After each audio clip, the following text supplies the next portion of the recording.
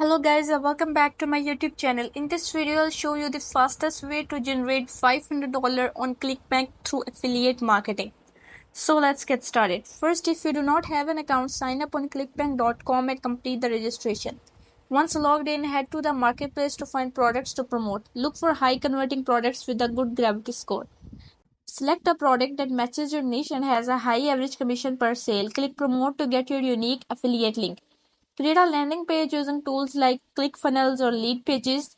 This page should capture emails and direct visitors to the affiliate product. Set up an email autoresponder with follow-up emails to nurture leads. Use services like Aweber or MailChimp for this. To drive traffic, use paid advertisement like Facebook ads, Google ads, or solo ads. Target your ads to reach your ideal audience effectively. Monitor your ad performance and optimize for better conversion rates. Tweak your ad copy, images, and targeting as needed. With a well-optimized funnel and targeted traffic, you can start earning commissions quickly. Focus on scaling up what's working to reach your $500 goal faster. And that's it. Follow the steps to generate $500 quickly with ClickBank affiliate marketing. Don't forget to like, comment, and subscribe for more tips. See you next video.